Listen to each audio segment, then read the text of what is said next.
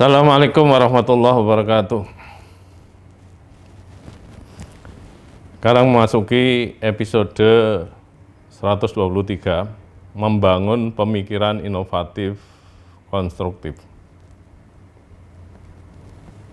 Dalam merumuskan strategi mewujudkan Indonesia sebagai pemimpin dunia Islam, kita perlu membangun model pemikiran inovatif konstruktif, yaitu pemikiran yang bermatra ganda, pemikiran-pemikiran yang bernuansa pembaharuan, pemikiran-pemikiran yang mengenalkan hal-hal yang baru, tetapi sekaligus mengandung nilai-nilai positif. Karena ada juga pemikiran-pemikiran yang mengandung nilai-nilai negatif. Apabila pemikiran-pemikiran itu diikuti, maka bisa justru merusak tatanan, merusak budaya yang sudah baik, dan lain sebagainya. Sehingga kita perlu menghadirkan sebuah pemikiran yang di samping mengandung nilai-nilai pembaharuan, juga mengandung nilai-nilai yang positif. Pemikiran sesungguhnya bisa difungsikan secara ganda. Pemikiran bisa menjadi sarana dalam mewujudkan pengetahuan a priori dan pengetahuan a posteriori. Pengetahuan a priori merupakan pengetahuan yang dapat dihadirkan sebelum mengalami. Pengetahuan ini bisa berupa gagasan, pemikiran, ide-ide, konsep, bahkan calon teori yang belum pernah dialami.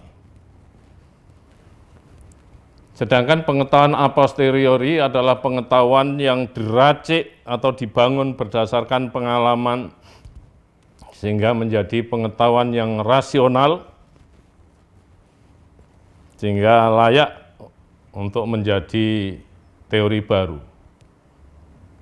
Nah, karena itu sesungguhnya melalui pemikiran itu dapat mengkonkretkan sesuatu yang abstrak, yang berarti pengetahuan a priori, dan dapat mengabstrakkan sesuatu yang konkret, yaitu berarti pengetahuan a posteriori.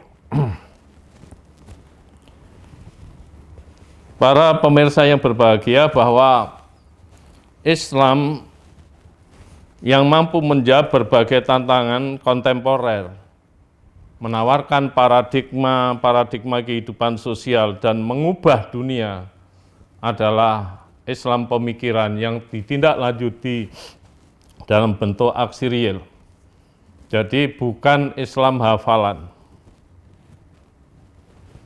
Islam pemikiran merupakan simbol dinamika aktif, sedangkan Islam hafalan seringkali menjadi lambang stagnasi. Islam hafalan paling hebat seperti kiper sepak bola yang hebat, mampu menahan bola sehingga tidak sampai kebobolan. Tetapi sehebat-hebat kiper dalam sepak bola, tidak pernah mampu memasukkan bola ke dalam gawang lawan. Islam pemikiran senantiasa berkemampuan melakukan inovasi-inovasi jika ditindaklanjuti melalui aksi. Jadi Islam pemikiran sesungguhnya mengawal kemajuan peradaban Islam, mengawal kebudayaan Islam, tetapi memiliki satu syarat, bahwa Islam pemikiran itu harus ditindaklanjuti melalui aksi. Sebab kalau hanya Islam pemikiran, pemikirannya banyak, pemikirannya produktif, pemikirannya kreatif, tetapi tidak ditindaklanjuti melalui aksi, yang terjadi hanya pengendapan filsafat.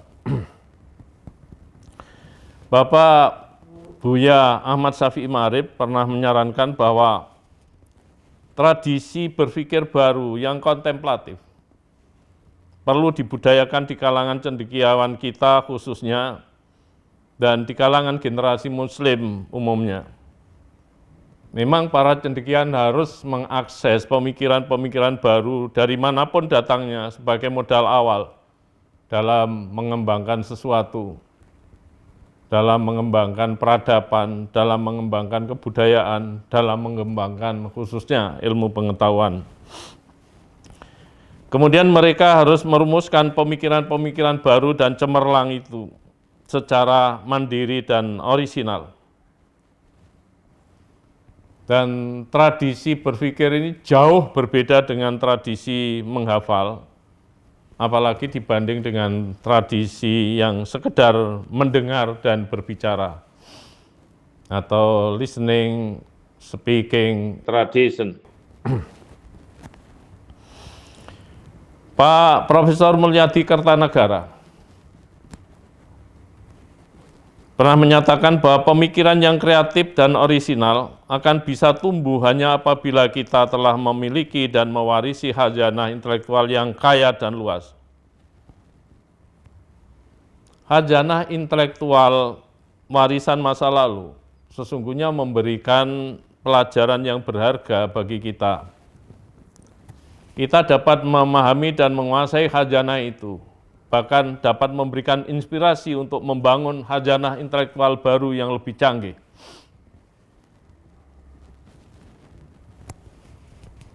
Jadi ini sebuah kekayaan intelektual, mesti harus dipelajari, difahami, dan lain sebagainya, tetapi akan sangat baik kalau didesain.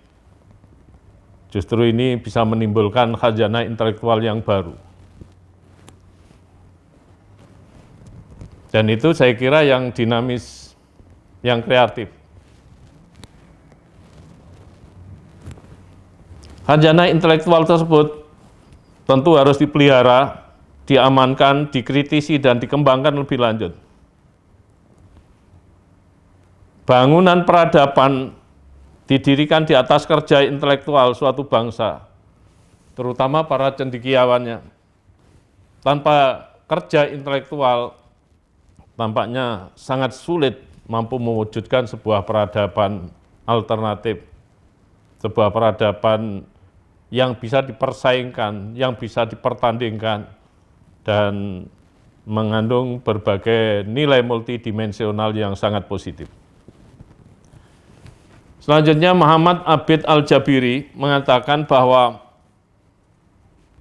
untuk memecahkan masa lalu dalam kesadaran kita maupun membangun masa depan kultural, kita harus menyebarkan budaya ilmiah dan filosofis, serta menanamkan metode-metode kajian ilmiah secara teoritis dan praktis dalam lapangan kultural kita sekarang ini. Budaya ilmiah dan filosofis seharusnya terus diinternalisasikan di kalangan masyarakat, terutama generasi muda muslim. Dalam menggerakkan pembaruan yang positif, dibutuhkan kontrol nilai-nilai maslahah atau nilai-nilai kebaikan dan nilai-nilai mafsadah atau nilai-nilai kerusakan, serta keberanian seperti dalam sejarah awal Islam itu dicontohkan oleh Umar bin Khattab. Umar bin Khattab memiliki keberanian luar biasa dalam memperbarui pemahaman-pemahaman terhadap ajaran Islam. Keberanian ini meliputi keberanian menghadapi dan mengelola risiko penolakan pihak lain. Sebab apapun pembaruan seringkali mendatangkan satu penolakan. Ini sebuah risiko yang bukan untuk dihindari, tetapi untuk di-manage atau dikelola menjadi potensi. Keberanian juga harus diaktualisasikan dalam melakukan lompatan-lompatan pemikiran atau ekspansi pemikiran, sehingga para pemikir mampu mengembangkan sayap pemikirannya ke berbagai dimensi, komponen, dan perspektif secara inovatif. Semakin banyak dimensi, komponen, dan perspektif secara inovatif itu, maka produk-produk yang dihasilkan oleh pemikiran semakin kaya, semakin dinamis, dan semakin produktif. Para pemirsa yang berbahagia, bahwa penyampaian pemikiran yang inovatif yang dimaksud adalah untuk mengubah model berpikir masyarakat sebagai prasyarat membangun peradaban yang unggul, yang menjadi penjamin kemampuan Indonesia sebagai pemimpin dunia Islam.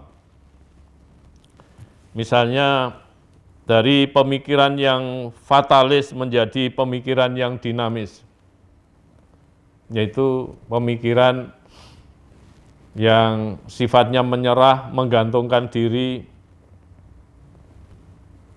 kemudian diubah menjadi pemikiran-pemikiran dinamis, pemikiran-pemikiran yang menimbulkan satu ide-ide baru, bangunan-bangunan baru, kreasi-kreasi baru. Kemudian dari pemikiran normatif menjadi pemikiran metodologis. Dari pemikiran-pemikiran yang sangat terikat dalam arti tidak berani memberikan satu analisis terhadap teks-teks tertentu untuk diubah menjadi pemikiran metodologis. Karena pemikiran metodologis di samping epistemologis yang mengawal kemajuan peradaban, kemajuan kebudayaan, dan tentu juga kemajuan ilmu pengetahuan dalam konteks ini. Kemudian dari pemikiran konsumtif menjadi pemikiran produktif. Kalau ini dilakukan, maka banyak karya yang bisa kita tunjukkan, banyak karya yang bisa kita hasilkan, banyak karya yang bisa menjadi pilihan-pilihan bagi masyarakat. Kemudian dari pemikiran monoton menjadi pemikiran transformatif. Pemikiran transformatif berupaya untuk melakukan perubahan bentuk dari negatif menjadi positif, dari positif menjadi lebih positif lagi, sehingga ada manfaat-manfaat yang sangat besar yang bisa dipetik dari hasil pemikiran-pemikiran transformatif itu. Kemudian dari pemikiran rutinitas menjadi pemikiran kreatif. Melalui pemikiran-pemikiran kreatif, banyak ide yang bisa dimunculkan, banyak karya yang bisa dimunculkan, banyak produk yang bisa dimunculkan, dan melalui pemikiran-pemikiran kreatif, memungkinkan sekali menghadirkan sesuatu yang di luar dugaan masyarakat pada umumnya. Selanjutnya, bahwa pengubahan kecenderungan pemikiran perlu difasilitasi melalui berbagai media, baik secara langsung maupun tidak langsung, agar masyarakat segera beradaptasi dengan agenda-agenda pemikiran inovatif, konstruktif itu. Partisipasi masyarakat sangat berarti dalam mendukung dan memperkokoh potensi Indonesia ke depan yang diharapkan menjadi pemimpin dunia Islam, diharapkan menjadi pemimpin kebangkitan Islam dunia, dan beberapa potensi sekarang sedang bermunculan. Kalau itu dimanfaatkan, maka menjadi soko guru atau kekuatan-kekuatan penyangga dalam merealisasikan Islam Indonesia sebagai pemimpin dunia Islam. Islam Indonesia sebagai pemimpin kebangkitan Islam di dunia ini. Demikian, mudah-mudahan harapan kita menjadi terkabul. Tentu harus kita tindak lanjuti dengan kerja keras, kerja yang penuh strategi, kerja yang penuh kreasi, kerja yang penuh produksi, dan kerja yang penuh transformasi. Demikian saya akhiri. Wallahul muwaffiq ila aqwamit thoriq. Wassalamualaikum warahmatullahi wabarakatuh.